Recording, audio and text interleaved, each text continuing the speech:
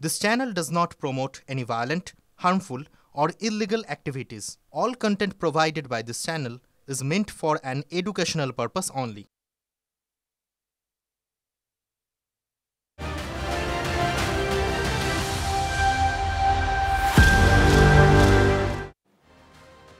নমস্কার, দেখছেন টিভি9 বাংলা। আপনাদের সঙ্গে আমি অনির্বাণ।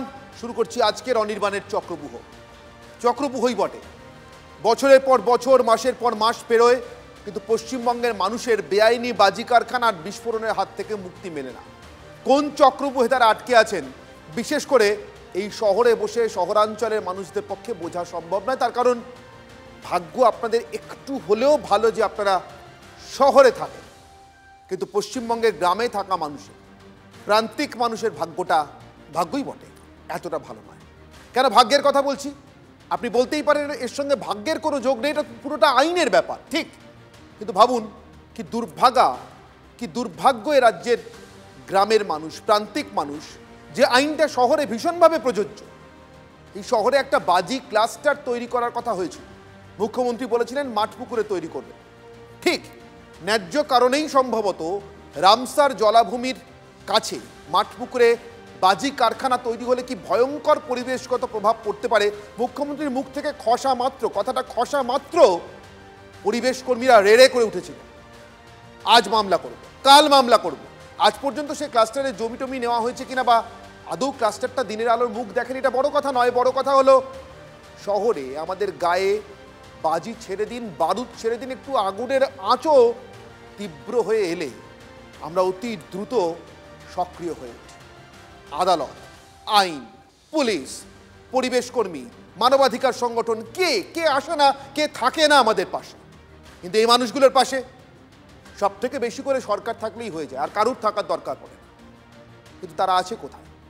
তারা ঘটনা ঘটলে আসেন, দেখেন, দেখছি বলেন, দেখব বলেন, আর তারপরে আবার একটা নতুন জায়গায় গিয়ে নতুন মাসে, নতুন বছরে, বা একই বছরের অন্য মাসে আরেকটা নতুন বিস্ফোরণ স্থল দেখেন।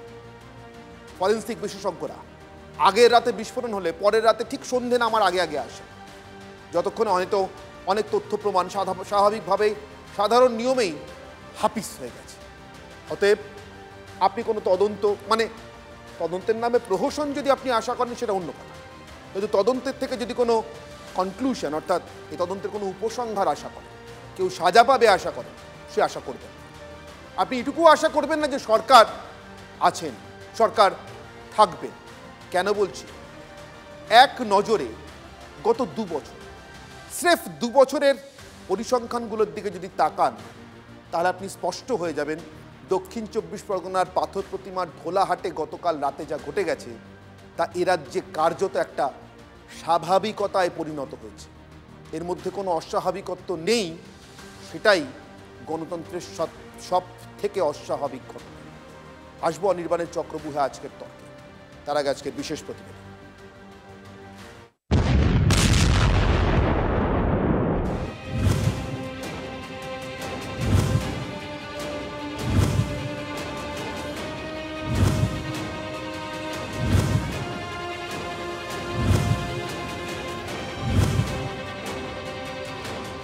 বারুদের মৃত্যু মিছিলে আরও একটি সংযোজন, তবে এটাই শেষ সংযোজন, এ কথা কেউ বুকে হাত দিয়ে হলফ করে বলতে পারবে না। কারণটা খুব স্পষ্ট। মনে রাখবেন, সন্দেশখালিতে একটা ঘটনা ঘটলে আমার কানে আসবে 1 সেকেন্ডের মধ্যে, বাদুড়িয়ায় ঘটনা ঘটলে কানে আসবে 2 সেকেন্ডের মধ্যে, বসিরহাটে ঘটনা ঘটলে 8 সেকেন্ডের মধ্যে আসবে। মমতা বন্দ্যোপাধ্যায় রাজ্যের প্রশাসন এবং শাসক তৃণমূল কংগ্রেসের সর্বময় নেত্রী, যিনি কোথাও কিছু ঘটলে খবর পান বড়জোর 2 সেকেন্ডে। সেই মমতা বন্দ্যোপাধ্যায় গত 2 বছর আগে এগ্রার মাটিতে দাঁড়িয়ে বলেছিলেন, বেআইনি বাজির কারবার এই বাংলায় আর চলবে না। এই ঘটনা থেকে আমাদের চোখ খুলে গেছে। আগামী 2 মাসের মধ্যে আমার কাছে একটা রিপোর্ট আসবে, যেখানে যেখানে ইললিগাল বাজি কারখানা আছে, আমরা নিজেরা গভর্নমেন্ট থেকে আমরা বাজি কারখানা তৈরি করবার ক্লাস্টার তৈরি করব। পরের 2 বছরে দত্তপুকুর, বজবজ, চম্পাহাটি, কল্যাণী এবং সোমবার রাতে পাথর প্রতিমা দেখিয়ে দিল এ রাজ্যের প্রশাসনের, পুলিশের কর্মক্ষমতা কার্যত পাথর হয়ে গেছে। 10 বছর ধরে চলা একটা ব্যবসা, যার মালিক 2 বছর আগেও গ্রেফতার হয়েছিলেন। তা রুখতে পুলিশের ভূমিকা কার্যত শূন্য। বছর 10 ধরে চলছিল বলে প্রাথমিকভাবে আমরা জানতে পেরেছি। 2022 সালে এই চন্দ্রনাথ বলে তাকে গ্রেফতার করা হয়েছিল। 68.5 কেজি ফায়ার ক্র্যাকার্স তার থেকে বাজেয়াপ্ত করা হয়েছিল। পুলিশের এই ব্যর্থতার কারণ লুকিয়ে আছে পুলিশের ভিতরেই। যখন এই সব লাইসেন্স দিয়ে খাই হয়, যখন আমি ওই বাদীটা হই, মেলে তো সব কিছু করে দিয়েছে। পুলিশ অফিসার ছিলেন ঢোলা থানার, বিধায়ক ছিল মানে সমীর জানাবাবু ছিলেন, পুলিশের সঙ্গে ওদের কন্ট্যাক্ট ছিল। পুলিশ মাসে মাসে টাকা নেয় যেত। শুধুই পুলিশ না, এমন অপবাদ ঘোরতর সত্যরও দিতে পারবে না। এমন দোর্দণ্ড প্রতাপ শাসক থাকতে পুলিশের উপর কি সবটা ছেড়ে দেওয়া যায়? পিটিশন দিয়েছি তো, কাগজ জমা দিয়েছি তো। আপনার কথা গুরুত্ব দেয়নি, পুলিশ কিছু করেনি, পুলিশ তো টাকা খেয়ে গেছে।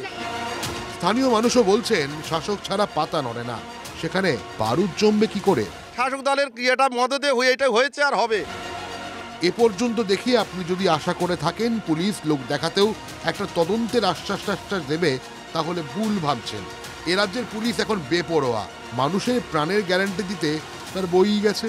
আমার বাড়িতে বা আপনার বাড়িতে আমি যদি পেট্রোল রাখি, সেখানে যদি দাহ্য পদার্থ কম্বাস্টেবল মেটেরিয়াল রাখি, সেখানেই গ্যাস সিলিন্ডার রাখি, সেখানেই রান্না করি, সেই খবরটা পুলিশের কাছে প্রত্যেকদিন পাওয়া সম্ভব নয়। অথচ এমন নয় এ রাজ্যের পুলিশ কোনো খবরই পায় না। স্রেফ রামনবমীর প্রস্তুতি নিয়ে পুলিশের গোয়েন্দাগিরি সাফল্য দেখলে মনে হতেই পারে এ যেন সাক্ষাৎ রামরাজত্বের পুলিশ। এমন কিছু পোস্টার বা প্ল্যাকার্ড বিভিন্ন জায়গায় লাগানোর পরিকল্পনার কথা আমরা জানতে পেরেছি, যাতে বিভিন্ন ধর্মের মানুষের মধ্যে একটা পারস্পরিক শত্রুতা, বিদ্বেষ এবং হিংসার একটা বাতাবরণ তৈরি হয়। পাথর প্রতিমার মানুষ 2 বছর আগে বলা মুখ্যমন্ত্রী কথায় বিশ্বাস করেছিলেন। বাজি কারখানা তৈরি করবার ক্লাস্টার তৈরি করব। আমি লোকাল মানুষকেও বলবো, আপনারাও লক্ষ্য রাখুন, ইল্লিগাল বাজি কারখানায় কোনো ফায়ার ক্র্যাকার যদি কখনো হয়, সঙ্গে সঙ্গে ওসিকে রিপোর্ট করবেন। আর যদি সেই ওসি অ্যাকশন না নেয়, তাহলে আমার উপর ছেড়ে দেবেন, আমি ওসিকে 2 দিনে চেঞ্জ করে দেবো। মুখ্যমন্ত্রীর এই কথা শোনার পর তারা পুলিশকে বারে বারে জানিয়েছেন, কিন্তু দুদিন করতে করতে 2 বছর পর চলে গেল 8টা প্রাণ। পিটিশন দিয়েছি তো, কাগজ জমা দিয়েছি তো। আপনার কথা গুরুত্ব দেয়নি, পুলিশ কিছু করেনি, পুলিশ তো টাকা খেয়ে গেছে। তার মানে সুপ্রতিম বাবু পুলিশ সবই জানতো, খবরটা পুলিশের কাছে প্রতিদিনই ছিল। কিন্তু বাংলার মানুষের ভাগ্যে নিজেদের অনিচ্ছায় ডানে বায়ে উপর নিচে বারুদ নিয়ে ঘর করা এখন একদিন প্রতিদিনের গল্প। বারুদ মোড়া বাংলায় মানুষের প্রাণের গ্যারান্টি কি? বিতর্ক শুরু। আমি বারবার এই গ্যারান্টি শব্দটা কেন বলছি জানেন? একটাই কারণ, গতকাল রেড রোড ঈদের নামাজে রাজ্যের মুখ্যমন্ত্রী উপস্থিত হয়ে বলেছেন, কোনো চিন্তা করবেন না, সামান্যতম প্ররোচনার ফাঁদেও পা দেবেন না, আমি আছি, আমার সরকার আছে, আমরা গ্যারেন্টি আপনাদের গায়ে হাত পড়তে দেব। ঠিক কথা বলেছে। কোনো নির্দিষ্ট একটি সম্প্রদায়ের মানুষের গায়ে হাত পড়বে, সরকার দাঁড়িয়ে দেখবে, করবেন কেন সেটা, অ্যালাউ করবেন কেন? কিন্তু প্রশ্ন পশ্চিমবঙ্গের সাধারণ মানুষকে নিয়ে, তাদের গায়ে হাত পড়বে, তারা আগুনে পুড়বেন, তারা আগুনে পোড়ার আশঙ্কা নিয়ে প্রত্যেক দিন বাস করবেন, ঘরের পাশে, ঘরের সঙ্গে, ঘরের ভিটেতে বারুদের সঙ্গে সংসার করবেন। এটা কি সহ্য হবে? এটা সহ্য করা যায়? মুখ্যমন্ত্রী তো বলেছিলেন 2 বছর আগে তাদের চোখ খুলে গিয়েছে। তাহলে সেই খোলা চোখে, মুখ্যমন্ত্রীর অনেক চোখ, একা নিজের 2টো চোখ নয়, তার প্রশাসনিক চোখের কথা বলছি, সেই খোলা চোখে তারা দেখছেন কি, যে রাজ্যে একজন পুলিশ কর্তা, অত্যন্ত উচ্চপদস্থ পুলিশ কর্তা অবলীলায় বলে দেন মানুষের বাড়িতে কি মজুত হয়েছে জানবো কি করে, সেই পুলিশ কর্তাই এই দিন 2-1 আগে একটা প্রেস কনফারেন্স করে বলতে পারেন কোনো নির্দিষ্ট এলাকায়, বিভিন্ন নির্দিষ্ট এলাকায় কবে কি পোস্টার লাগানো হবে, হয়নি, কিন্তু তার পরিকল্পনা হয়েছে, সেটা পুলিশ জানতে পেরেছে। কার্যত এ রাজ্যের পুলিশ তার মানে অন্তর্যামীর মতো। আপনি আমি যদি কোনো পরিকল্পনা করি, খারাপ পরিকল্পনা, চক্রান্ত, ষড়যন্ত্র, পোস্টার লাগিয়ে এলাকাকে উস্কে দেওয়ার ষড়যন্ত্র, পুলিশ জানতে পারে। কিন্তু আপনার আমার বাড়িতে যদি দাহ্য পদার্থ, বাজি, বারুদ এত পরিমাণে মজুত হয়ে থাকে যে তাতে একটা গোটা বাড়ি এমনভাবে উড়ে যেতে পারে যে এলাকায় গেলে পৌঁছে আপনার মনে হতে পারে এখানে কোনো বড় বিস্ফোরণ ঘটে গিয়েছে, বাজি টাজি নয়, এ অন্য বারুদ জমা ছিল, পুলিশ সেটা জানতে পারে না। আমার আজকের বিতর্কের প্রথম প্রশ্ন, রক্ত আর লাশের বাংলায় প্রাণের গ্যারান্টি কে? কে নেবেন সে গ্যারান্টি? কে দেবেন সে গ্যারান্টি? আমার সঙ্গে উপস্থিত যারা আমি পরিচয় করে দিই, আমার ডান দিক থেকে রয়েছেন বিজেপি মুখপাত্র অভ্র সেন, আমার সঙ্গে রয়েছেন মণিশঙ্কর চট্টোপাধ্যায় আইনজীবী এবং মণিশঙ্করবাবু তৃণমূল কংগ্রেসকে সমর্থন করেন, আমার সঙ্গে রয়েছেন শুভম বন্দ্যোপাধ্যায় সিপিআই নেতা এবং দীপাঞ্জন চক্রবর্তী প্রাক্তন এনএসজি কর্তা। দীপাঞ্জনবাবু, অনির্বাণের চক্রব্যূহে আপনার সঙ্গে আমার প্রথম মোলাকাত TV9-এ, কিন্তু সেটা খুব দুঃখজনক একটা অবস্থার মধ্যে দিয়ে হলো।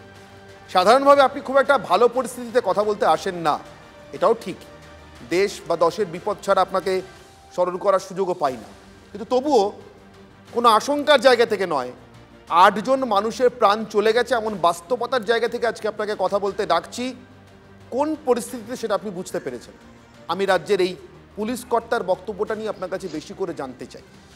আপনারা তো অনেক বিস্ফোরণ চোখের সামনে দেখেছেন, অনেক বিস্ফোরণ হয়তো আপনারা অনেক কোভার্ট অপারেশনে অনেক বিস্ফোরণের আশঙ্কা নষ্ট করেছেন, কিন্তু এই রাজ্যের পুলিশ কর্তা যা বলছেন সেটা কি শিরোধার্য ধরে নেব? তাহলে তো রাজ্যের কোথাও কেউ বেআইনি বারুদ জমা করলে পুলিশ কোনোদিন জানতে পারবে না। দীপাঞ্জনবাবু। হ্যাঁ অনির্বাণ, ধন্যবাদ। তোমার এই প্রোগ্রামে প্রথমবার সুযোগ দিলে আসার, আশা করি প্রত্যাশা পূরণ করতে পারবো। দেখো, একটা বাংলা শব্দ আমার মাথায় আসছে এবং সম্ভবত বাংলার শব্দকোষ ওই ডিকশনারি গুলোতে এবার সেই অভিধানে এবার সেটা ঢুকবে। সক্রিয়ভাবে নিষ্ক্রিয় থাকা, অ্যাক্টিভলি ডিঅ্যাক্টিভেটেড থাকা। এই সক্রিয়ভাবে নিষ্ক্রিয় থাকা এটা পশ্চিমবঙ্গ পুলিশ, কলকাতা পুলিশ তাদের সৌজন্যেই পাওয়া। এবং কেন সেটা পাওয়া, আজকে আমি বিভিন্ন রকম বক্তব্য শুনছি পুলিশের, মুখ্যমন্ত্রীর ইত্যাদি প্রভৃতি। আজ থেকে ঠিক 357 দিন আগে 8 এপ্রিল 2024 ভূপতিনগরের কথা মনে পড়ছে? বিস্ফোরণ হয়েছিল 2022-এর ভয়াবহ বিস্ফোরণ। হাইকোর্টের অর্ডার নিয়ে এনআইএ সেখানে তদন্তে যায়, গ্রামবাসীরা ঘিরে ফেলে, মারধর করে এবং সরাসরি স্বরাষ্ট্রমন্ত্রী তথা মুখ্যমন্ত্রী এনআইএ কে অভিযুক্ত করেন যে গ্রামে ওনারা হাঙ্গামা করতে গেছিল। এবং ওই অতি সক্রিয়ভাবে নিষ্ক্রিয় থাকা পুলিশ এনআইএ অফিসারদের বিরুদ্ধে শ্লীলতাহানির মামলা দিয়ে। ভারতবর্ষের বিভিন্ন জায়গায় বিস্ফোরণ হয়, কিন্তু কোথাও শুনিনি মুখ্যমন্ত্রী সরাসরি একটা কেন্দ্রীয় এজেন্সি যাদের প্রায় 100% সাকসেস রেট, এনআইএ, তাদের বিরুদ্ধে রাজ্যের পুলিশকে, মানুষকে, নেতাদের, নেত্রীদের উস্কানো হচ্ছে যে শ্লীলতাহানির মামলা দাও, এদের বিরুদ্ধে অপরাধ ষড়যন্ত্রমূলক মামলা দিয়ে এদের গ্রেফতার করো। এবং এটার মধ্যে এই পুরো সুরটা রয়েছে এবং এটার মধ্যেই তোমার প্রশ্নের জবাব রয়েছে। বাংলার মানুষকে এই গ্যারান্টি কেউ দেবে না। এটা তুমি বিশ্বাস করতে রাজি আছো যে পুলিশ জানে না? এটা তো প্রাচীন প্রবাদ যে কোনো এলাকায় কোনো বাড়িতে চুরি হতে গেলে সেটা পুলিশের কাছে কনফার্মেশন করে তারপর চুরিটা করতে যাওয়া হয়। পুলিশের যে ইন্টেলিজেন্স ডিপার্টমেন্ট, পুলিশের যে সক্রিয়তা, এটাকে স্বরাষ্ট্রমন্ত্রী তথা মুখ্যমন্ত্রী অতি যত্নে গত 12-13 বছরে একটু একটু করে ভেঙেছেন। সিনিয়র অফিসারদের মেরুদণ্ডটা নিয়ে গিয়ে উনি বাইরে ফেলে দিয়েছেন গঙ্গায়। তো অধিকাংশ আইপিএস অফিসারদের তাদের মেরুদণ্ডটা শেষ। আমি শুনি, আমি জানি না আমি কতটা সত্যি, যে বাংলায় নাকি প্রত্যেকটি থানার ওসিরা সরাসরি সিএমওর সঙ্গে তাদের যোগাযোগ। তাহলে এসপি, আইজি, ডিআইজি, ডিজি এই পদগুলোকে উঠিয়ে দিক, তারা ওই কালী পুজোর দিন গিয়ে খিচুড়ি বিতরণ করুক, তারা গিয়ে গান গাক প্রোগ্রামে এগুলো করুক এবং বাংলার মানুষ এটাকে নীরবে দেখতে থাকবে। ভয়ের জায়গাটা কোথায় জানো? এই যে বিস্ফোরণগুলো হচ্ছে, এই একের পর এক বেআইনি বাজি কারখানা এবং সবগুলো বেআইনি। বেআইনি ব্যবস্থাটা কেন রাখা হয়েছে? যে বাজির মালিক, কোম্পানির যে মালিক, যে ওখানে করছে কাজগুলো, সে জানে আমি বেআইনি ভাবে করছি, তাতে দুজনের খুব বেশি ফায়দা হচ্ছে বা লাভ হচ্ছে। এক, সংশ্লিষ্ট থানার পুলিশের লোকদের পকেট ভারী হচ্ছে এবং শাসক দলের সংশ্লিষ্ট এলাকার নেতা নেত্রীরা জানে বেআইনি বাজি তৈরি হচ্ছে, হোক আমাদের যখন দরকার পড়বে, সে পঞ্চায়েত নির্বাচন হোক বা লোকসভা হোক বা বিধানসভা হোক, আমরা যেন যথেষ্ট পরিমাণে বোমা এখান থেকে তৈরি করতে পারি, এক্সপার্টদের দিয়ে তৈরি করা যাবে এবং বিনা পয়সা। দীপাঞ্জনবাবু, আমার সঙ্গে থাকুন। যা আপনি বলছেন হুবহু এরকমই একটা রাজনৈতিক অভিযোগ। আমি নির্দিষ্ট করে বলবো রাজনৈতিক অভিযোগ, তার কারণ একজন রাজনৈতিক নেতা করছেন, অতএব রাজনৈতিক তো বটেই। শ্রমিক ভট্টাচার্য রাজ্যসভার সাংসদ এবং রাজ্যে বিজেপির প্রধান মুখপাত্র। তিনি কি বলছেন ঠিক একই সুরে প্রায়। কি বলেছেন শ্রমিকবাবু শুনেন। এত বড় ঘটনা পরপর হয়ে যাবার পরেও রাজ্য সরকার বিন্দুমাত্র শিক্ষা নেয়নি, কারণ তাদের বোমা প্রয়োজন। বোমা ছাড়া তৃণমূল থাকতে পারবে না। নির্বাচন আসছে, তৃণমূলের একদিকে গোষ্ঠীদ্বন্দ্ব, নিজেরা নিজেদের মারার জন্য বোমা, আর অন্যদিকে বিরোধীদের আক্রমণ তো আছেই। মণিশঙ্কর বাবু, আমি প্রথম থেকেই আজকে ঠিক করেছি এনআইএ, সিবিআই, ইডি এই তদন্তগুলো নিয়ে কোনো কথা বলবো না। দীপাঞ্জন বাবু যেটা বলেছেন সেটা এনআইএ তদন্তের প্রসঙ্গে বলেছেন, যে দাবি উঠেছে এবং যখন তদন্ত করতে এসেছিলেন সেটা প্রসঙ্গ আমি বলবো না একটাই কারণে। মণিশঙ্কর বাবু, আমি ভাবছিলাম আজকে আর দুপুরেও আমি বলছিলাম, ধরুন এ বাংলার মানুষ যখন ভোট দিয়েছেন, যে কোনো রাজ্যের মানুষ যখন ভোট দেন, তখন তো এই আশায় ভোট দেন না যে আমার রাজ্যে বিস্ফোরণ হলে এনআইএ এসে তদন্ত করে শেষমেশ বার করবে কে দোষী, বরঞ্চ এই ভরসায় ভোট দেন যে সিআইডি তদন্ত করবে, ওয়েস্ট বেঙ্গল পুলিশ তদন্ত করবে, আমাদের এসটিএফ এত কুশলী, এত নাম তার, এত জঙ্গি ধরেছে এত সময়, তারা তদন্ত করবে তেমন প্রয়োজন পড়লে এবং দোষীকে খুঁজে বার করবে, যদি কোনো জঙ্গি পরিকল্পনা থাকে জানবে। প্রশ্ন আমার এখানেই, 2 বছর আগে যে ঘটনার চোখ খুলে দিয়েছে তাদের বলে মুখ্যমন্ত্রী নিজে বলেছিলেন, 2 বছর পর সে ঘটনার পুনরাবৃত্তি ঘটে যায় কি করে? মণিশঙ্কর বাবু, রাজনৈতিক মদতের যে কথা উঠছে সেটা কি তাহলে সত্যি? না, এখানে কে দোষী সেটা তো আর স্পষ্ট করে খোঁজার খুব একটা দরকার নেই যে কে দোষী এই ঘটনাতে। দেখুন, ব্যাপারটা হচ্ছে যে বাজি কারখানার জন্য তো লাইসেন্সও থাকে, আবার বেআইনিও বলছেন থাকে।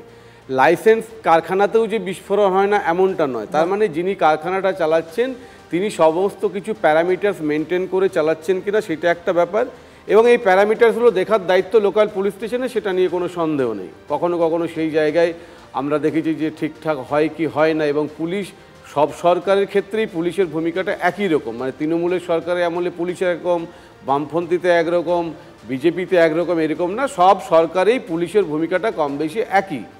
আমার কথা হচ্ছে এইখানে দেখুন, এইখানে যদি আইনের ভাষায় যেতে হয় তাহলে দেখবেন যে 1984-এর যেটা আছে, মানে এক্সপ্লোসিভ অ্যাক্ট যেটা, এবং এক্সপ্লোসিভ সাবস্ট্যান্স অ্যাক্ট হচ্ছে 1908, একটা হচ্ছে 1984 এক্সপ্লোসিভ অ্যাক্ট, একটা হচ্ছে 1908 সেটা explosive substance act. Explosive substance অ্যাক্টের যদি মামলা হয় সেক্ষেত্রে তো অটোমেটিক্যালি এনআইএ ওখানে চলে আসবে একটা, কিন্তু মামলাটা কোন ক্ষেত্রে রুজু হচ্ছে সেটা দেখতে হবে, এবং এই ধরনের বিস্ফোরণের ক্ষেত্রে কিন্তু সরাসরি কেন্দ্রীয় সরকার হস্তক্ষেপ করতে পারে আইনের পরিভাষায়। এখন ব্যাপারটা একদম পারে। আমি বলছি যে এইটা বড় ব্যাপার নয় যে বাজি কারখানাটা, দেখুন লাইসেন্স আছে সেটাও আমরা শুনেছি, এবং লাইসেন্স আছে কি নেই সেটাতে আমি একদমই ইন্টারেস্টেড নই। ব্যাপারটা হচ্ছে যে আমরাও যখন ছোটোবেলায় দেখেছি, আমরা কতগুলো জায়গা আছে কলকাতার আশেপাশে, সেগুলো লাইসেন্স কি লাইসেন্স নয় এটা ভেবেই কিন্তু আমরা কালী পুজোর সময় বাজি আনতে যেতাম, চাম্পাটি বলুন, নুঙ্গি বলুন, বিভিন্ন জায়গায় আমরা কোনো সময় দেখতাম না যে সেটা লাইসেন্স কিনা। ফলে এই কারখানাগুলোর মূলত এগুলোর সঙ্গে আমি বলছি যে কোনো গভর্নমেন্টের পলিসি ডিসিশনের কোনো একটা ব্যাপার আছে, যে পলিটিক্যাল ইন্টেনশন নিয়ে এগুলো করা হচ্ছে, এটা আমি একদমই মানি না। ফলে যে জায়গায় এটা হয়েছে সেইটা যদি মনে হয়, দেখুন আবার এই প্রশ্নটা আসছে যে একটা বাজি কারখানা থাকবে, তার কাছাকাছি কোনো ফায়ার ব্রিগেড নেই, এবং লোকালয়ের মধ্যে কতটা ডিস্টেন্স মেনটেন করতে হবে সেটাও বলা নেই। এই ক্ষেত্রে আমি একটা শুধু বলবো আপনাকে যে দেখবেন এই যে মডেল লাইসেন্স পেতে গেলে যেটা হয়, একটা সময় ছিল যে 100 মিটার, হ্যাঁ, এবং কোনো হসপিটাল বা কোনো বার্নিং ঘাট, এডুকেশনাল ইনস্টিটিউশন, এইগুলোর থেকে একটা দূরত্ব মেনটেন করতে হতো, এবং সেই দূরত্বটা আজকের দিনে অনেকটা বেড়ে গেছে। কিন্তু বেড়ে যাওয়ার ফলে কি হয়েছে, পুরনো যে দোকানগুলো আছে, যেমন এনআরএস-এর উল্টো দিকে অনেকগুলো দোকান আছে একদম সামনে, সেগুলো তো পুরনো আইনে মেনে আছে। ফলে কিছু কিছু কারখানা যেগুলো অনেক পুরনো আইন মেনে আছে, যখন সেখানে জনবসতি ছিল না বা একটা সার্টেন ডিস্টেন্স মেনটেন করতে হতো, সেটা এখন অনেকটা বেশি ডিস্টেন্স মেনটেন করতে হবে পপুলেশন গ্রোথের জন্য, সেই জায়গায় আইনের থেকে কিন্তু কেন্দ্রীয় সরকারের ভ্রুক্ষেপ নেই। যে আইনগুলো প্রতিদিন ব্যবহার হয়, আইপিসি, সিআরপিসি, এভিডেন্স, যেগুলোতে প্রত্যেকটা অ্যাডভোকেটের প্রতিদিনের কাজে লাগে, সেইগুলো শুধু সেকশনগুলো চেঞ্জ করে দিয়ে এই ধরনের আইনগুলো পরিবর্তন করার কোনো মাথা ঘামায় না। একটা লাইসেন্স পেতে গেলে 500 টাকা দিয়ে অ্যাপ্লিকেশন করতে হয়। কেন কড়া আইন হবে? 3 বছরের পানিশমেন্ট আছে এই ধরনের যদি ঘটনা ঘটে, কেন সেটা কড়া আইন হবে না? ফলে আইনটা খুব সিম্পলের জন্য অনেক সময় অনেকে ভাবে যে এটা যদি আমি ঘটিয়েও থাকি, আইনটা সেরকম ধরনের কঠিন কিছু নেই বলে আমি পার পেয়ে যাবো, সেক্ষেত্রে ইনসিস্ট। অভ্র এই 2 বছর আগে এই মালিক জেল খেটে এসছে, ঠিক কথা, আজকেও বলেছেন সুপ্রতিম সরকার। আইনের কথাটা বলছেন মণিশঙ্কর বাবু, সত্যি তো 2 বছর আগে জেল খেটে এসছেন, মানে 2 বছর পরে তার মানে ইনি মেরে ফেললেন 8টা মানুষকে।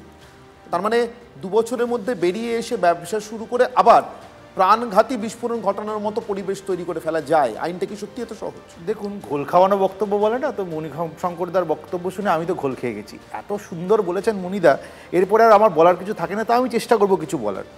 এবার মণিদা খুব সুন্দর কয়েকটা কথা বলেছেন। মণিদা বলেছেন পুলিশ আজীবন নাকি চটি চাটা, সেটা বাম আমল হোক বা বিজেপি যদি থাকে সেখানেও হোক বা তৃণমূল কংগ্রেস আছে এখনও চটি চাটা, পুলিশ নাকি সবসময় এরকমই ছিল। খুব ভালো কথা, এটা খুব একটা ভুল বলেননি। আপনাদের আমলে পুলিশ চটি চাটাই, বাকিদের আমলে আমি বলতে পারবো না, আমরা তখন আসিনি, আসতে তখন দেখা যাবে। ব্যাপারটা হচ্ছে আমি কয়েকটা ইনসিডেন্ট বলি, আপনারাও যেমনি কয়েকটা ইনসিডেন্ট বলছিলেন, আমি বলছি 2023-এ বজবজে একটা বিস্ফোরণ হয়। আমি বাধিত হব যদি মনিরা এত জ্ঞানের ভান্ডার নিয়ে আজকে এসছেন যে কি এফেক্টটা হয়েছে এবং কি রেজাল্টটা হয়েছে যদি আজকে 2 বছর বাদে বলে দেন। আমি এটাতেও বাধিত হব যে এগরাতে যে ব্লাস্টটা হয়েছিল 2023-এ, তারপরে কি হয়েছে, পুলিশ কি করেছে সেটা যদি আপনি বলে দেন আমি বাধিত হব। কল্যাণীতে কিছুদিন আগে একটা ব্লাস্ট হলো, তারপর পুলিশ কি করেছে যদি বলে দেন আমি বাধিত হব। আমি দত্তপুকুরের ব্লাস্টটা আপনারা উল্লেখ করলেন, তখন পুলিশ কি করেছে যদি বলে দেন আমি বাধিত হব। আর আজকে পাথর প্রতিমাতে 24 ঘন্টা বাদে তারপর ফরেন্সিক টিম নিয়ে যাচ্ছে, কি হবে এটাও আপনি বলে দিন, তাহলে আমি বাধিত হব। আমাকে বাধিত আপনি করতে পারবেন, আমারই বিশ্বাস রয়েছে, কারণ আপনারা তো চটিচাটা পুলিশের ভরসায় রয়েছেন। কিন্তু মনিদা আরও একটা দারুণ কথা বলেছেন। মহিমিদা বলেছেন যে দুটো অ্যাক্ট রয়েছে, একদম সঠিক। মনিদার ঘোল খাওয়ার বক্তব্যের মধ্যে এই বক্তব্যটা সঠিক, যে একটা হচ্ছে এক্সপ্লোসিভ অ্যাক্ট 1884, আরেকটা হচ্ছে এক্সপ্লোসিভ সাবস্টেন্সেস অ্যাক্ট 1908। মজার ব্যাপারটা হচ্ছে এক্সপ্লোসিভ অ্যাক্ট যেটা 1884, এটার সেকশনগুলো বা সাজাগুলো কিন্তু light in comparison to explosive substances act. Explosive substances অ্যাক্টে যদি পুলিশ মামলা রুজু করে তাহলে কিন্তু এনআইএ ডিরেক্ট জুরিসডিকশন চলে আসে, কিন্তু যদি এক্সপ্লোসিভ অ্যাক্টে মামলা রুজু করা হয় তাহলে কিন্তু এনআইএ এর জুরিসডিকশন আসে না। এই টেকনিক্যাল জায়গাটা বুঝতে হবে। মনিদা গোল খাইয়ে দিয়েছেন, কিন্তু মনিদা ব্যাপারটা সুন্দর করে বলেন। ছোট্ট প্রশ্ন নিশ্চয়ই। কয়েকদিন আগে প্রধানমন্ত্রী তার পডকাস্টে বলছিলেন যে নতুন ভারতের যাত্রা শুরু হয়েছে, সেই যাত্রায় আমরা ডিকলোনাইজেশনের দিকে হাঁটছি। আরএসএস সদর দপ্তরে নাগপুরে গিয়েও প্রধানমন্ত্রী বললেন যে যত রকমের বিদেশি শাসন ছিল তার হ্যাংওভার থেকে বেরোচ্ছে ভারত।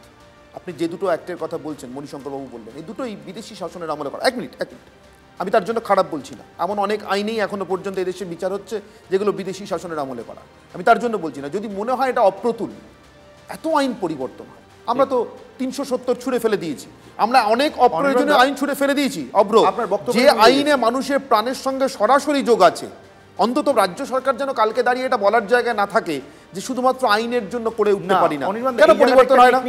একটা টেকনিক্যাল তো ভুল হচ্ছে, আপনাকে বুঝতে হবে মামলাটা তো রুজু করবে লোকাল পুলিশ। লোকাল পুলিশ এই ডিফারেন্সটা জানে বলেই তারা ইচ্ছে করে এটা করছে। এটাও গোল খাওয়ানো হয়ে যাচ্ছে। না না, একদম গোল খাওয়ানো। যদি এরকম হয় অনির্বাণদা, যদি এরকম হয়, দুটো আইন তো, দুটো আইন দরকার কি? দুটো আইনকে ভেঙে দিয়ে একটা আইন তৈরি করা হবে। দেখুন যাতে করে এক্সপ্লোসিভ হলে বাঁচতে পারে, সাবস্টেন্স হলে বাঁচতে পারে, অসুবিধা কোথায়? অনির্বাণদা, এরকম সিচুয়েশন পুরো দেশে তো আর কোথাও নেই। যদি পশ্চিমবাংলা তো এগিয়ে, পশ্চিমবাংলা সারা দেশকে পথ দেখাচ্ছে। যদি এরকম সিচুয়েশন হয় যে এই দুটো আইন আলাদা আলাদা আর একটা আইনে লঘু ধারা বলে পুলিশ বারবার ওটা ইউজ করে এদেরকে বাঁচাবে, এরকম যদি হয় তাহলে নিশ্চয়ই কেন্দ্রীয় সরকার ভাববে। আমাকে এবার শেষ করতে, সারা দেশে কোথাও 370 ধারা ছিল না, একটি রাজ্যে ছিল, তোলা হয়েছে। তো যদি মনে হয় না, যদি মনে হয় পশ্চিমবঙ্গের ব্যাপারটা হয়তো থেকেও সস্তা, তাহলে করুন না, ব্যাপারটা হয়তো ওইদিকেই যেতে হবে অনির্বাণদা। কারণ এইটাকে আরেকটা আইনের ফাঁকফোকরগুলো ব্যবহার করছে আমাদের রাজ্যের পুলিশ বারবার করে। এবার আমি কয়েকটা পয়েন্ট বলি, মাঝখানে বলিনি, শুনুন না। আপনি কমপ্লায়েন্সের কথা বলছিলেন, আমি কমপ্লায়েন্সেস কি কি লাগে রাজ্য সরকারের কিছু কিছু অধীনস্থ বডিজ আন্ডারে সেটা আমি লিস্ট করে বলছি। Directorate of factories, department of fire and emergency services, West Bengal pollution control board, তার সঙ্গে লোকাল অথরিটিস যার মধ্যে পঞ্চায়েত, লোকাল পুলিশ থানা সব পড়ে। এই যে যদি বেআইনি কারখানা হয় তাহলেও পুলিশের দায়িত্ব, আর যদি আইনিভাবে কারখানাটা তৈরি করা হয়, বাড়িতে তো এভাবে বারুদ মজুদ রাখা যায় না, তাহলে এই ধরনের কমপ্লেন্সগুলো কেন এই বডিজগুলো দেখেনি? আমার প্রশ্ন। আমার আরেকটা তথ্য আমি তুলে ধরতে চাই, যেটা আমি বলে আমার বক্তব্য একদম শেষ করছি। West Bengal pollution control board এইটা একটা মামলার নিরিখে কিছু ডকুমেন্ট কিন্তু ন্যাশনাল গ্রিন ট্রাইব্যুনালে জমা দিয়েছে। কি তথ্য তুলেছে বলবেন? 2011 থেকে 2023 অবধি ইল্লিগাল বাজি কারখানায় আমাদের রাজ্যে প্রাণ হারিয়েছে 86 জন। এবার আজকের যদি আপনি ডেটা দেখেন, তার মানে এখন 100 জনের উপরে প্রাণ হারিয়ে ফেলেছে। কিন্তু West Bengal pollution control board তাহলে কি করলো এবং রাজ্য সরকার কি করছে? আপনি যেটা বললেন না 2 বছর আগে চোখ খুলেছিল, আসলে 2 বছর আগে না, এই ঘটনাটা বিগত 13-14 বছর ধরে চলে আসছে তৃণমূলের আমলে। কারণ তৃণমূলের বদান্যতা এগুলো হচ্ছে, তৃণমূল এই ফ্যাক্টরিগুলোকে বকলামে ইউজ করছে ফর দেয়ার বোমা বারুদ মশলা, যেগুলো ওরা ব্যবহার করবে ভোটের সময়। বুঝলাম, কিন্তু একটা প্রশ্ন উঠছে এখানে প্রিয় দর্শক বন্ধু, আপনাদের মনে নিশ্চয়ই প্রশ্ন রয়েছে, আমার মনে তো আছেই। যারা ব্যবহার করছে শাসক, তৃণমূল কংগ্রেসের ক্ষেত্রে এই রাজ্যের শাসক, তারা না হয় ব্যবহার করছে, কিন্তু যারা ব্যবহৃত হচ্ছেন, যারা প্রতিদিন বারুদের সঙ্গে ঘর করছেন, বারুদের ভিটেতে ঘর বাঁধছেন, তারা জানেন না ছেলে মেয়ে বউ মা বাবা সব নিয়ে একদিনেও না এক মুহূর্তে ঝলসে সবটা শেষ হয়ে যেতে পারে। তাই তো গেছে। যারা দেখেছেন গতকাল, অত্যন্ত নিকট আত্মীয় দেখেছেন আর হাত পা ছুঁড়েছেন, কিচ্ছু করতে পারেননি, তাদের একজনের বক্তব্য শোনাতে শোনাতে বিরতিতে যাব। বিরতির পর ফিরে এসে খোঁজার চেষ্টা করব এরপরেও মানুষ কেন বারুদের সঙ্গে ঘর করেন। সরকারি শাসক দল না হয় চায় ব্যবহার করতে, যারা করছেন তারা ব্যবহৃত হচ্ছেন কেন, কিসের টানে, কোন তাগিদে, শুনুন। দেখতে দেখতে হঠাৎ করে দেখলাম সেল ফেটেছে, সেল ফেটে আগুন একদম পুরো আমার উঠানে চলে এসেছে। এই খাটটা সামনে আমার মা ওখানে দাঁড়িয়ে ছিল, ওই কল, ওই যে টাইম কলটা ওখানে দাঁড়িয়ে ছিল, যে আমার চন্দ্রকান্ত দার বাড়ি মানে রুমে অলরেডি আগুন জ্বলছে। যখন উঠানে দাঁড়ালাম তখন তো দেখতে পেলাম যে আমার বৌদি এবং ভাইজি অলরেডি পুড়ছে। ভাইজিকে তো ধরতে পারিনি, সব থেকে বড় কথা ভাইপোকে হয়তো আমি বাঁচাতে পারতাম, পারলাম। সব থেকে দুঃখের কথা কি জানেন দর্শক বন্ধুরা, আপনাদের বলছি, সব থেকে দুঃখের কথা, যখন এই অনির্বাণের চক্রব্যূহ করছি, এই যে অভিজ্ঞতাটা চোখের সামনে দাদা বৌদি ভাইপো ভাইজি ঝলসে যাচ্ছে, দেখেও বাঁচাতে যেতে পারছেন, এই মানুষটির কথা, এই ছেলেটির কথা যারা শুনলেন, একেবারে অল্প বয়সী একটি ছেলে, কিছুক্ষণ আগে টিউশন পড়িয়ে বাড়ি থেকে 22টি ছেলে মেয়েকে কচি কাচাদের বের করে দিয়েছিল বলে প্রাণের আঘাতটা আরও বাড়ে, নাহলে সংখ্যা আরও বাড়তো, আরও শিশুর সংখ্যা বাড়তো, গতকালের বিস্ফোরণে নিহতের তালিকায় আরও শিশু যুক্ত হতো, কিন্তু বাঁচাতে পারেনি নিজের ভাইপো ভাইজি দাদা বৌদি। এটা যারা দেখছেন তাদের মধ্যে অনেকেই হয়তো আছেন যারা এখন ঘরে বসে বাজি বাঁধতে বাঁধতে এটা দেখছেন, ঠিক ওই বারুদের সঙ্গে ঘর করতে করতে। কেন, কি ভয়ঙ্কর পরিসংখ্যান আছে আমাদের কাছে দেখুন। আমি বড়দের কথা ছেড়ে দিলাম, বড়দের প্রাণও ভীষণ দাম, কিন্তু যে কোনো দুর্ঘটনায় আপনি আমরা সাধারণ মানুষ আগে বাচ্চাটাকে মানে শিশুদেরকে বাঁচাতে এগিয়ে যায়। তাদের অবস্থা কীরকম আসুন দেখি তো। এই বিস্ফোরণগুলোতে দত্তপুকুরে 27শে অগস্ট 2023 এক নাবালক সহ 9 জন, উলুবেড়িয়া 1 নভেম্বর 2024 3 শিশু, পাথর প্রতিমা 31শে মার্চ 2025 গতকাল 4 শিশু সহ 8, মানে 3 1 4 আর 4 8টি শিশু। আমরা বলি না ভবিষ্যৎ, আগামী প্রজন্ম। আমার সঙ্গে শুভঙ্কর মান্না যোগ দিয়েছেন, বাজি বিশেষজ্ঞ। আমি শুভঙ্কর বাবু আপনার কাছে জিজ্ঞাসা করব, যেটা বলছিলাম, এগুলো দেখতে দেখতেও এখনো বাজি বেঁধে চলেছেন কিছু লোক, নিঃসন্দেহে বলা যায়, নিশ্চিন্তে বলা যায়। কেন, কি বাধ্যবাধকতা আছে? আমি রাজনৈতিক বাধ্যবাধকতার জায়গায় আসছি না, এরা বলেছেন। আপনি রাজনীতির মানুষ নন, আপনি আমাকে বলুন তো, কেউ যদি চায়ও এটা চলুক, যারা চালাচ্ছেন তারা কেন চালাচ্ছেন? পেটের দায় নাকি অন্য কোনো কারণ আছে? না দেখুন, কতগুলো জিনিস আমাদের ভাবতে হবে, এতগুলো মৃত্যু দুর্ভাগ্যজনক। আমি আপনার প্রশ্নে সরাসরি আসছি, সেটা হচ্ছে আমাদের এখানে প্রায় আপনার 10 লক্ষ মানুষ সরাসরিভাবে যুক্ত হচ্ছে বাজি শিল্পের সঙ্গে। যদি এটা কুটির শিল্পের মধ্যে অনেকে ধরেন, কিন্তু আমি ধরি না, কারণ আমরা এন্ড অফ দ্য ডে কাজ করছি একটা এক্সপ্লোসিভের সঙ্গে, যেখানে আমি চট শিল্পের সঙ্গে এই বাজি শিল্পটাকে মেলাতে পারি না, এটা আমি ডিফার করি অনেকের সঙ্গে এর মধ্যে। 2 নম্বর যেটা হচ্ছে, যারা কেন আসছে, ব্যাপার হচ্ছে এর মধ্যে একটা মিডল ম্যান আছে, ঠিক আছে, তারা কিছু দাঁতন দিয়ে সারা বছর তাদেরকে দিয়ে বাজি তৈরি করে, যে বাজিটা আপনার তাদের 2 টাকায় তৈরি হয়, সেটা বাজারে বিক্রি হয় 10 টাকায়। এই যে মধ্যবিত্ত মানে মধ্যকার এক শ্রেণী, ইন্টারমিডিয়েট একটা গ্রুপ, তারা কি হয় এখান থেকে একটা বড় মুনাফা তুলে নিয়ে চলে যায়। এবং যদি দেখেন যে যারা মারা যায়, এতগুলো বাচ্চার পরিসংখ্যান আমরা দিলেন, দেখবেন তারা পরিবারের অঙ্গ, মানে তারা বাজিটা তার বাড়িতে তৈরি করে, এবং যারা এর মধ্যেখানে থাকেন তারা কখনো তাই অ্যাওয়ার করে না যে এই বাড়ির মধ্যে বাজি মানে তৈরি করলে কী ধরনের দুর্ঘটনা ঘটতে পারে এবং তার কী ক্ষতি হতে পারে। প্রথম কথা হচ্ছে অ্যাওয়ারনেস, সচেতনতার অভাব, নাম্বার 1। 2 নম্বর হচ্ছে সরকারি তদারকি। আমি তো পরিষ্কার আঙুলটা সেই জায়গায় তুলবো, কারণ 2023 সালে যখন জায়গাটাতে, তার কারণ যারা এটা দেখছেন তারা নিজের শিশুর কথা ভাবছেন না। না, একদমই 2023 সালে সরকারি যে গ্যাজেটটা বেরোলো গ্রিন ফায়ার ক্র্যাকার্স নিয়ে, সেখানে রাজ্য সরকার 2টো কমিটি করলেন, ঠিক আছে। একটা কমিটি হচ্ছে স্টেট লেভেল কমিটি, একটা জেলা লেভেল কমিটি, এই দুর্ঘটনাগুলো আটকানোর জন্য। আমার কাছে ডকুমেন্টটা রয়েছে। জেলা কমিটিতে আপনার যিনি মাথায় থাকবেন district magistrate, superintendent of police, district officer of labour department, fire department এবং হচ্ছে ডিস্ট্রিক্ট অফিসার MSME। এইটা পরিষ্কার লাইন করে দেওয়া হলো, এটা বাধ্যবাধকতা করে দেওয়া হলো, প্রত্যেক জেলায় এরা তদারকি করবে। তাহলে কি লোকাল পুলিশ জানতেন না যে এখানে বাজি তৈরি হচ্ছে, বা এইখানে তদারকিটা কোথায় গেল? এলাকার মানুষ তো বলছেন পুলিশ আসতো টাকা নিয়ে যেত। সেটা একের পর এক মানুষ বলছে না। তাহলে এই যে বডিটা রয়েছে এটা জেলা লেভেলে, এটা ডিস্ট্রিক্ট লেভেলে, এবং সেটা রয়েছে স্টেট লেভেলেও রয়েছে, যেখানে ডিজি পুলিশ এর মাথায় রয়েছে।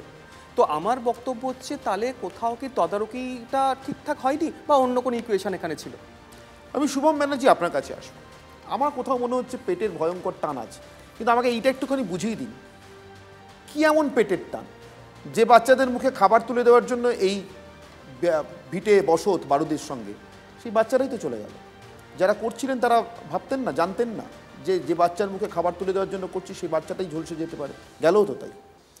অনির্বাণদা, আমি বাজি বিশেষজ্ঞ নই বা বোমা বিশেষজ্ঞও নই, কিন্তু বেসিক কেমিস্ট্রির জায়গা থেকে একটা কথা বলতে পারি, যে ধরনের বিস্ফোরণ ঘটেছে এবং তার যা ব্যাপকতা, তাতে বাজিতে যে কেমিক্যাল কম্পাউন্ডগুলো ব্যবহার হয়, generally potassium nitrate, charcoal, sulphur, এবং রং আনার জন্য তাতে ম্যাগনেসিয়াম দেওয়া হয়, কপার দেওয়া হয়, বেরিয়াম দেওয়া হয়, আর হোমমেড এক্সপ্লোসিভের জন্য যে কম্পাউন্ডগুলো ব্যবহার করা হয়, যা ব্যাপকতা এই বিস্ফোরণের, সেক্ষেত্রে টাইনাইট্রোটলুইন, পিক্রিক অ্যাসিড, তারপর আপনার টাইনাইট্রো কম্পাউন্ড, এই ধরনের কেমিক্যালগুলো বড় বিস্ফোরণে ব্যবহার করা হয়।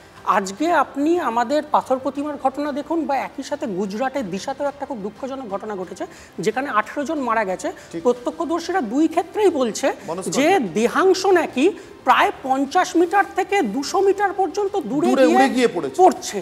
তাহলে এই ধরনের ভয়ঙ্কর যে বিস্ফোরণ, তাতে কি আদৌ বাজির জন্য যে প্রয়োজনীয় কেমিক্যাল কম্পাউন্ড সেগুলো থাকলে কি এতটা ব্যাপক বিস্ফোরণ ঘটতে পারে, নাকি অন্য যে এক্সপ্লোসিভগুলোর নাম বললাম যেগুলো সাধারণত বোমার ক্ষেত্রে ব্যবহার করা হয় সেইগুলো ব্যবহার করা হচ্ছে বা সেইগুলো স্টোর করা হচ্ছে? এটা প্রথম কথা। এরা তো স্থানীয়রা তো বারবার বোমা শব্দটা বলছেন, কেউ বাজি বলছেন না, বোমা বানানো, সেটা প্রথম কথা। দ্বিতীয় কথা হচ্ছে প্রত্যেকটা কম্পাউন্ড, কেমিক্যাল কম্পাউন্ড স্টোর করার কিন্তু একটা স্পেসিফিক নিয়ম আছে, এবং সেই স্পেসিফিক নিয়মগুলো এই গ্রামে গ্রামে পাড়ায় পাড়ায় যেভাবে বাজির কারখানা চলছে, সেই গ্রামে গ্রামে পাড়ায় পাড়ায় কিন্তু সেই প্রিকশন কোনোদিনই নেওয়া সম্ভব নয়। তাহলে তারপরেও রাজ্য প্রশাসনের তরফ থেকে, পুলিশ প্রশাসনের তরফ থেকে কি করে অনুমতি পায়? কারণ প্রথম যে অনুমতিটা নিতে হয় বাজির কারখানা করার ক্ষেত্রে, সেটা কিন্তু রাজ্য প্রশাসন, পুলিশ প্রশাসনের থেকে নিতে হয়। এবং একই সাথে এই কথাটাও আসছে, আজকে যেহেতু দিশার ঘটনাটাও ঘটলো, দেখুন ওই রাজ্যে বিজেপি ক্ষমতায়, কেন্দ্রীয় বিজেপি ক্ষমতায়, পেসো বলে কিন্তু কেন্দ্রীয় সরকারের একটা ডিপার্টমেন্ট আছে, petroleum and explosive safety organisation. তাদের অনুমতি নেওয়া কিন্তু বাজি কারখানার ক্ষেত্রে কিন্তু বাধ্যতামূলক, এবং আলটিমেটলি সমস্ত সেফটি মেজার করার পর পেসোর একজন প্রতিনিধি তিনি পরিদর্শনে আসেন, এবং পেসোর একজন প্রতিনিধি তিনি মান্যতা দেবার পরেই কিন্তু এটা একটা বাজি কারখানা খোলা যায়, এবং সেটার ওপর নজরদারি চালায় কিন্তু মিনিস্ট্রি অফ ইন্ডাস্ট্রি, মানে কেন্দ্রীয় সরকারের যে মিনিস্ট্রি অফ ইন্ডাস্ট্রি। তাহলে কি রাজ্য প্রশাসন ব্যর্থ, পুলিশ প্রশাসন ব্যর্থ, সেটা নিয়ে কোনো সন্দেহ নেই, এবং সরাসরি হয়তো রাজ্য প্রশাসন এটার মধ্যে যুক্ত, সেটাও হতে পারে। কারণ হচ্ছে আপনার মনে থাকবে যে তৃণমূলের বিধায়ক শওকত মোল্লাকে মুখ্যমন্ত্রী প্রশাসনিক সভায় বলছেন যে শওকত তুমি তো বোমা বাঁধো। তাহলে মুখ্যমন্ত্রী নিশ্চয়ই বোমা বাঁধে কিনা দেখতে যায়নি, তাহলে স্থানীয় প্রশাসন জেলা প্রশাসনকে জানিয়েছে, জেলা প্রশাসন রাজ্য প্রশাসনকে জানিয়েছে, তবে মুখ্যমন্ত্রী জেনেছেন যে শওকত মোল্লা ওখানে বোমা বাঁধে। তারপরেও তিনি পরের বার আবার বিধানসভায় মনোনীত হন এবং আবার তিনি এমএলএ হন, তার পদোন্নতি ঘটে। তার মানে স্থানীয় প্রশাসনের কাছে মুখ্যমন্ত্রী কি বার্তা দিচ্ছেন, যে বোমা বাঁধাটা ওপর থেকে রাজ্য প্রশাসন মান্যতা দিচ্ছে। সেই জন্যই এইরকম ধরনের একের পর এক। আমি আসবো মণিশঙ্কর বাবু, আমি শুভমের কথা সূত্র ধরে দীপাঞ্জন বাবুর কাছে যাব। দীপাঞ্জন বাবু, আপনার কাছে আমার প্রশ্নটা খুব স্পেসিফিক এক্ষেত্রে, কারণ আপনাদের কাজটাও খুব স্পেসিফিক এ ধরনের ক্ষেত্রে। আপনারা রাজনীতির বাইরে গিয়ে কাজ করেন, যে বোমা বাঁধছিল, যার জন্য বাঁধছিল, তারা কোন দলের আপনারা কোনোদিন দেখার প্রয়োজন বোধ করেন না, এবং থ্যাঙ্কস টু আপনাদের পেশাদারিত্ব বলবো না, থ্যাঙ্কস টু আপনাদের দেশপ্রেম, যে তাই বোধহয় আমরা দেশের কতিপয় মানুষ এখনো পর্যন্ত বেঁচে আছি। আমার প্রশ্নটা অন্য জায়গায় দীপাঞ্জন বাবু, যদি এই যে নিয়মগুলোর কথা শুভম বললেন, আমার মনে হয় এগুলোই নিয়ম, তিনি নিয়মের সম্পর্কে কোনো এদিক ওদিক করেন, এখানে কোনো রাজনৈতিক রং নেই অন্তত।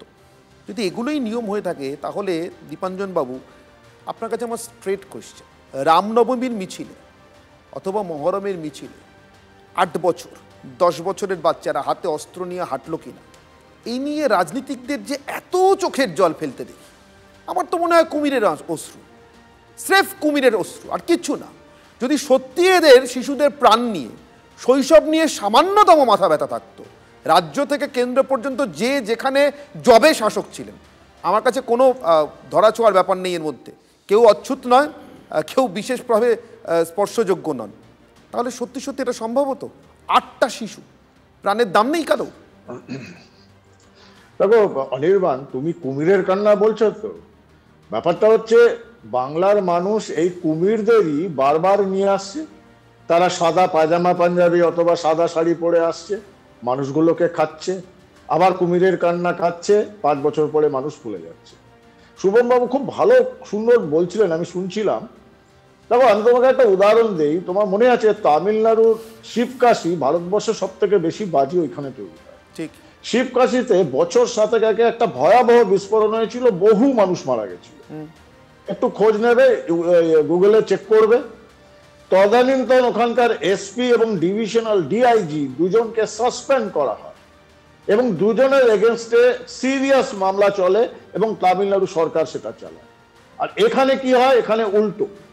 কোথায় ট্রেনটা কোথায় লুকিয়ে আছে জানো তো? সেম ট্রেন তুমি আরজি কর মামলায় দেখো, কখন এসছে ফরেন্সিক, কেরম ভাবে ফরেন্সিক হয়েছে, প্রশ্ন উঠেছে। এবং আমি বারবার বলেছি চ্যানেলগুলোতে যে এই আরজি করে শেষ পর্যন্ত নো ওয়ান কিল জেসিকা হবে এবং তাই হয়ে চলেছে প্রায়।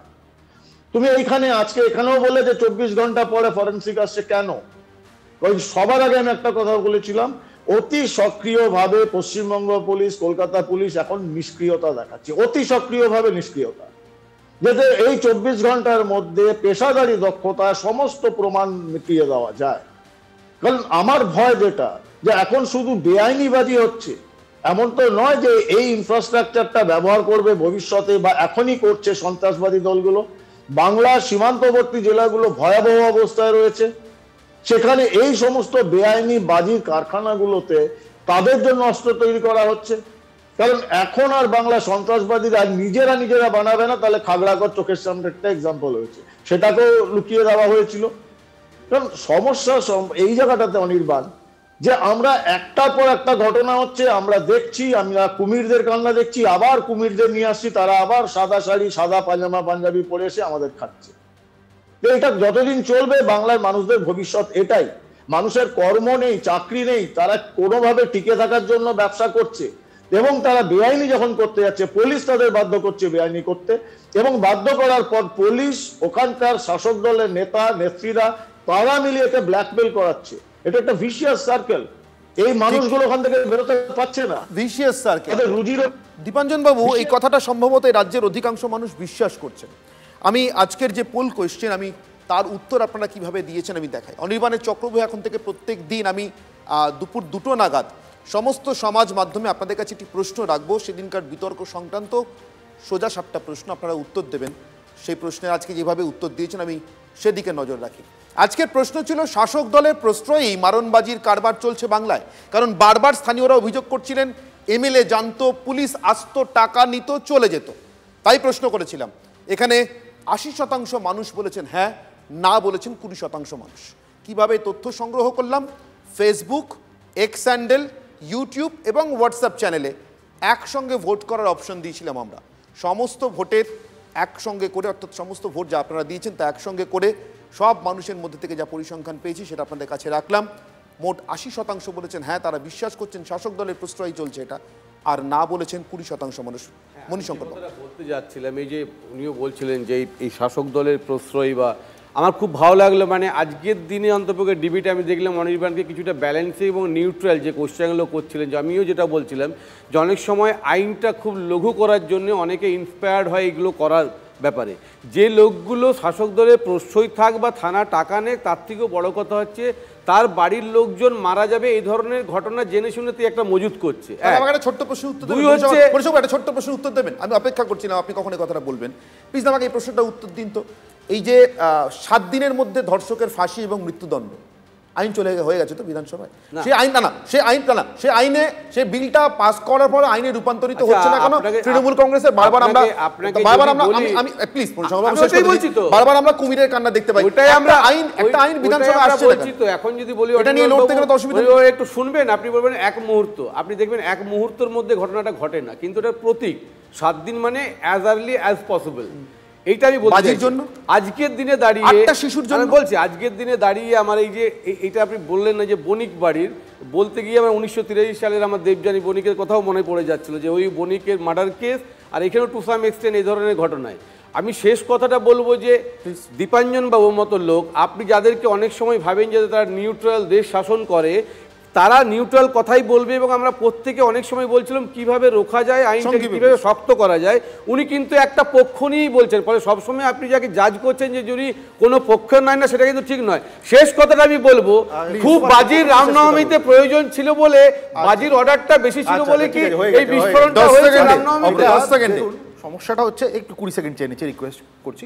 দেখুন, বামেদের সমস্যাটা হচ্ছে দালালিটা ডিরেক্টলি বা ইনডাইরেক্টলি তৃণমূলের করতেই হবে। উনি অর্ধসত্য বললেন। আমি একদম তথ্য বের করে দিচ্ছি যে পেসো অ্যাপ্রুভাল এবং ইমপ্লিমেন্টেশন কারা করে শুনবেন। District collector, local police, fire and safety department, state pollution control board, স্টেটের লেবার অ্যান্ড ফ্যাক্টরি ডিপার্টমেন্ট। উনি এই কথাগুলো মাঝখানে বলবেন না, মাঝখানে বলবেন না। বিষয়টা হচ্ছে ফেডারেল স্ট্রাকচারে দাঁড়িয়ে তাহলে রাজ্য সরকারকে আঙুল চুষছে ফেডারেল স্ট্রাকচার, তাহলে রাজ্য সরকারের প্রয়োজনটা কি? আরেকটা ব্যাপার হচ্ছে, আপনারা নিজেরা দেখিয়েছেন এই মালিক তৃণমূল করতেন, এই মালিক তৃণমূলও করতেন, এবং তার শ্বশুর বলছে পুলিশ অফিসার এবং লোকাল তৃণমূলের এমএলএ তার বাড়িতে এসে খাওয়া দাওয়া পয়সা নিত। সময় শেষ, আমাকে শেষ করতে হবে। আমি একটা কথা বলেই শেষ করবো, আমি শঙ্খ ঘোষকে স্মরণ করেই শেষ করব। মৃত্যুর দিন পর্যন্ত যাকে বাংলার বিবেক স্বীকার করতে বাধ্য হয়েছিল তার পছন্দের বা অপছন্দের সবাই, আমার তার লেখা কবিতার ওই অংশটাই মনে পড়ছে। কুমির কাঁদতে থাকে, কুমির কাঁদতে থাকে, কাঁদতেই থাকে, আর বাবু মশাইদের বিষয় আশায় বাড়তেই থাকে। আর এক কোণে পড়ে বাংলার প্রান্তিক মানুষ দুবেলা 4 বেলা নিজের শিশুর মুখে একটু ভাত তুলে দেওয়ার জন্য বারুদের সঙ্গে ঘর কন্যা করেন। এই অসভ্যতার, এই অগণতন্ত্রের শেষ কি নেই? যদি না থাকে তাহলে এবার ভোট চাইতে আসা নেতাদের সামনে একটু বলুন, বাবু মশাই আপনার বিষয় আশয়ের পাশে আমাদের বারুদের সংসারের একটু খবর নিতে আসবেন মাঝে মাঝে। অনির্বাণের চক্রবহ এখানেই শেষ করছি। সঙ্গে থাকুন টিভি9।